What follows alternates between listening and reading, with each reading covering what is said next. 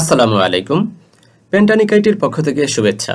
বিশ্বের অন্যতম ডিমান্ডেবল একটি ফিল্ড হচ্ছে বিগ ডেটা। আজ থেকে শুরু হতে যাচ্ছে বিগ ডেটার কোর্স। চলুন ধারণা নেওয়া যাক বিগ ডেটা নিয়ে। যদি প্রশ্ন করা হয় বিগ ডেটা কি, তাহলে উত্তরটা আমি এভাবে দিব যে, মনে করুন খাতার একটি পেজ।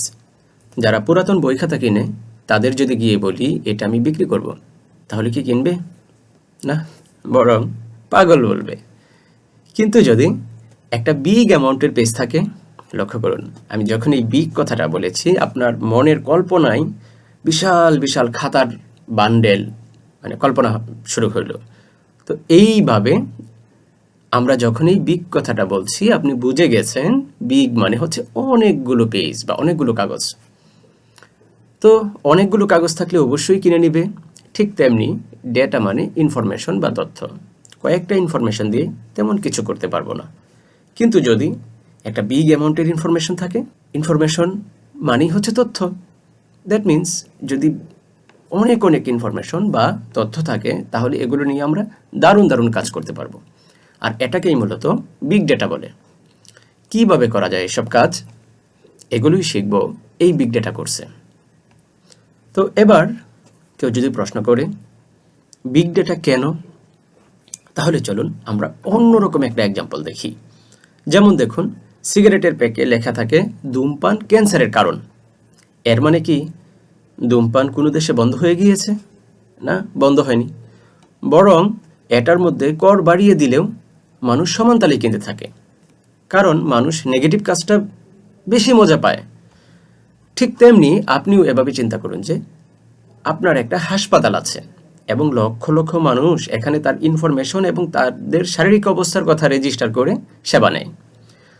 তাদের মধ্যে 1 লক্ষ মানুষ রেগুলার সেবা নেয় এবং কেউ কেউ সিজনাল রোগে আক্রান্ত। সিজনাল রোগ কি কেমন? যেমন এখন শীতকাল এসে গেছে, শিশু এবং বয়স্কদের জন্য কারো কারো কোল্ড অ্যালার্জির প্রবলেম হতে পারে।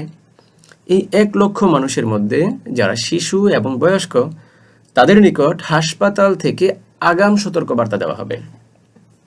যদিও এই সতর্কবার্তা সিগারেটের প্যাকের লেখার মতোই অবহেলিত থাকবে, কিন্তু এটা করার কারণে মানুষের ভালোবাসাই হাসপাতালের প্রতি বেড়ে যাবে। শিশু এবং বয়স্কদের মধ্য থেকে এই সম্ভাব্যতা বের করার জন্যই একজন ডেটা সায়েন্টিস্টের দরকার হয়, আর এজন্যই ডেটা সায়েন্স এবং বিগ ডেটা দরকার।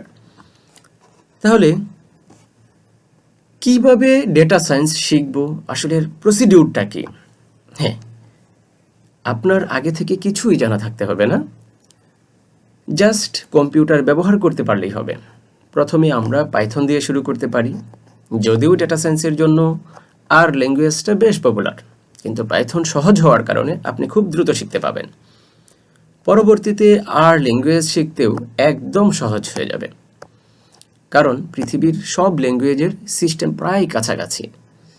এরপর শিখব ডেটা সায়েন্সের এক্সেলের ব্যবহার, এরপর মাইক্রোসফটের পাওয়ার বিআই এবং অন্যান্য প্রয়োজনীয় যত টুলস আছে সব কিছুই আমরা শিখব। ফ্রি ভিডিও পেতে চ্যানেলটি সাবস্ক্রাইব করে সাথেই থাকুন। ধন্যবাদ।